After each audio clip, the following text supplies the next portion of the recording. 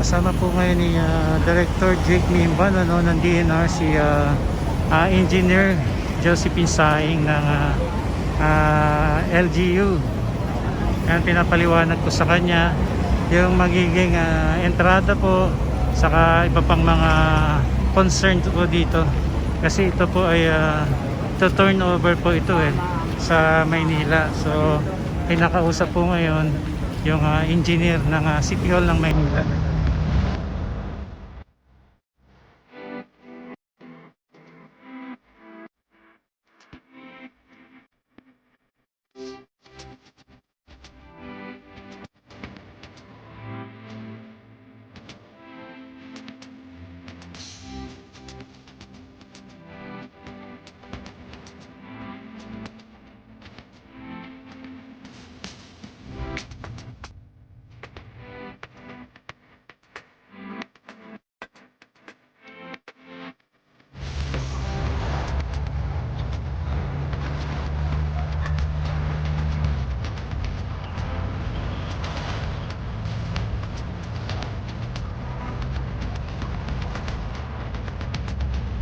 Good morning mga kababayan.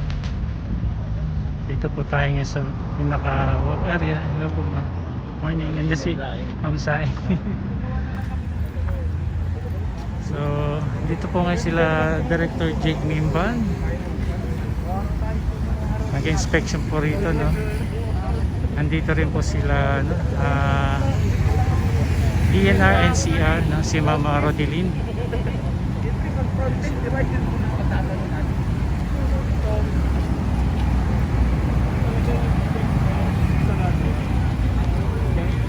Para may control tayo. Ito po stretch ng labels. Yun yung So dito po si Ma'am Saing from LGU. hayop nga, dyan na rin dumudumi. Ayan, so sila po kasi ang hahawak nito LGU.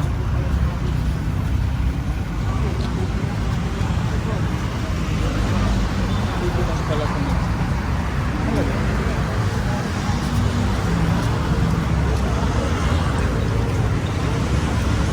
Ito.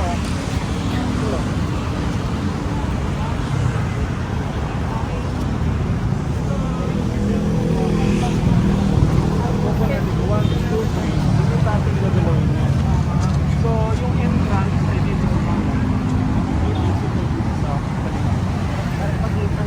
parang architecture design pa rin. Itong fence na ito, yung parang may pang-ambulan. Para at least dito yun siya. Ngayon, ang mangyayari, sliding lang siya. Ayusin na lang yung access doon para PWD entry. Tapos hindi rin mahirap kung magdatan lang. So, open na yan. Hindi rin. Lalagyan lang yan sa gilid. So, pababa ng pababa. So, pag na-open yan hanggang 500 meters.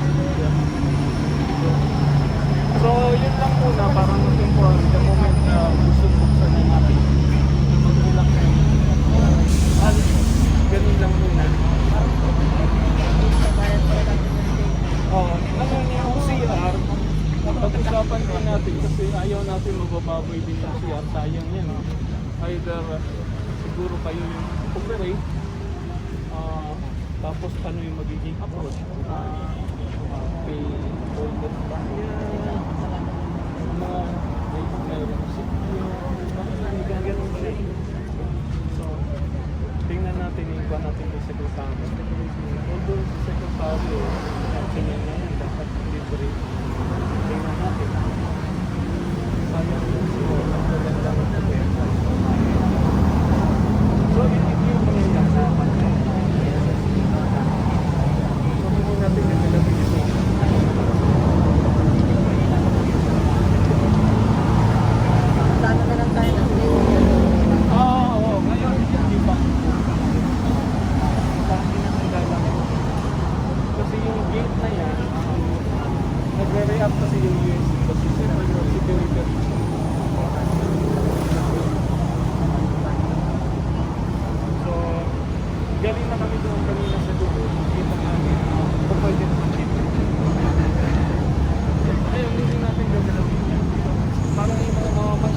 nakita nila ito ng Oy, meron pa.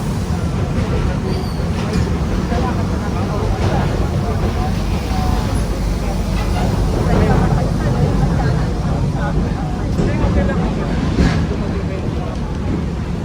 Hindi, eventually, yung Manila, eventually, ito rin.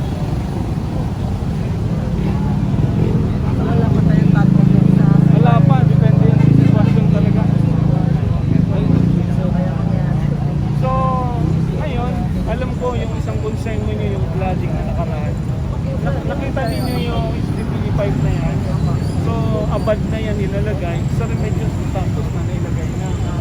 Ngayon, sa Remedios, yung kasi yung problema natin, di ba? Dalawang bunganga yun. Yung isang bunganga, pinasarado talaga ng section. Ngayon, may usapan na with DPWH, pinapagawa ng design ni Secretary for extreme situation, yung design na bagong gagawin ng DPWH, pwede na siya ma-open. Either pa ganon. Nakadirect rin. Oo. Ha? Nakadirect rin yan from the Oo, nakadirekta yun, oo. So, yun yung instructions na pinapagawa na siya ng bagong design. Gigibain yung concrete na yun, oo. Tapos, Saka mahirap ililit yun. hindi na, talagang, kasi yung pagka-design nun, hindi maganda yun. Hindi ganun. So, at least mechanical gate siguro yun, kapag ganun, para hindi mahirap.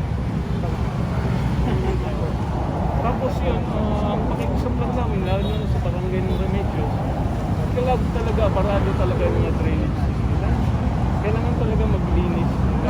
Nakita po natin isang problema sa doon sa may Maria Orosa Remedios. Nasunod-sunatan po natin yan. Tapos, in-ordinate din po namin bagong gawa po yung Remedios natin. In-ordinate namin doon sa constructor PPE. Binuksan po yun. Saka nakita na po yung wala. Parado talaga. Yun ang naging problem. Sinasabi namin noon. Kasi before yung ano nila maniwala. Nung binuksan na, nandun nga nakakita. Talagang barado yun. Hindi basta-basta magbabaha yun. Barado. Kasi gumagana naman yung centrifugal pump. The moment na gumana yun, at medyo hindi pa rin masyadong bumababa ng mabilis. May problema talaga sa bahay. Yung pag binuksan nyo, mga answers, malaki. Oo. Kung may dalawang metro po yung hindi sa doon. Talagang yun. At least, so yun yung instructions ni nasa design stage na yung DP na maayos yung gate na yan. Para for extreme situation, meron tayo ng sagot. Pwede po.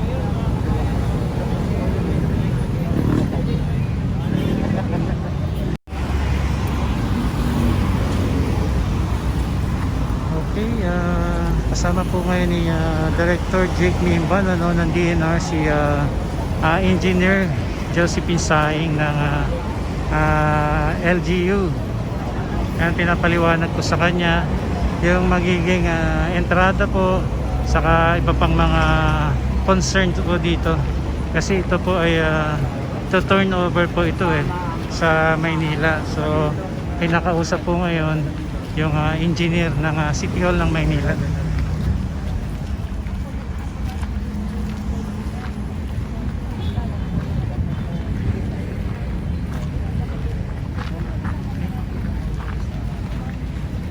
So kanina pinapaliwanag po ni Director Jake Mimban yung magiging entrada. Meron ditong hindi nagagalawin. Tapos nabanggit niya rin po na harang may arpo, no? Tapos may welcome. Ayusin din ito.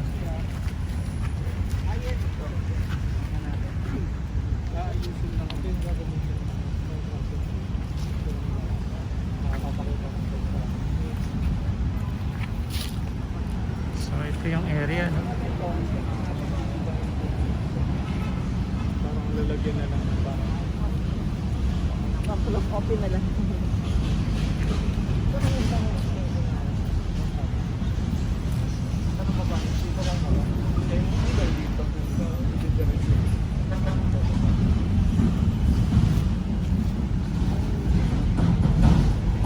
So abangan po natin yung magiging itsura po nitong ano, ng entrada nitong beach area.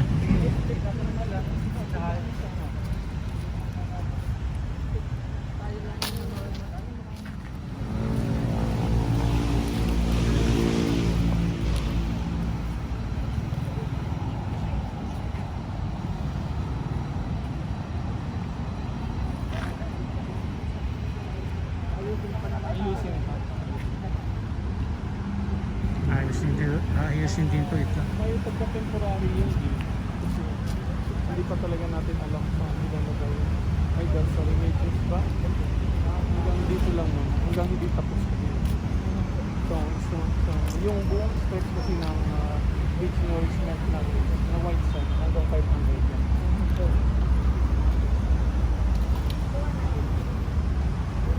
Ay, mag-step kayo na konti. Oo, yung yan. Itong architecto. So, yung mga gano'n. Pala. Sayang, grabe na-miss ka namin talaga. Ma'am, ano pong ano ang napag-isapan tungkol dyan? Magkakaroon kasi ng temporary entrance parang dito. Temporary lang po yan. Oo, kasi di ba 500 meters itong ano. Apo. So hindi siya symmetrical kung diyan ilalagay na permanent. Maghahanap pa sila somewhere dito.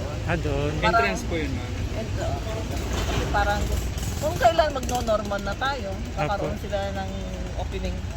Pag natapos na to. Yun. Pero malapit na, di ba? Hanggang kaya pa eh. 500 meters pa eh. Lapit na to, ma'am. Kaya yun, tabayan na natin yung entrance. Kasi lalagyan pa sa ng access para doon sa mga disabled natin. Oo, Saan ba na yun, PWD. Engineer Sai? Doon sa pagitan ng tatlong nyog. Yan yung tatlong ng pero wala kang gagalawin dyan. Ayun, that's good. Tama po yun.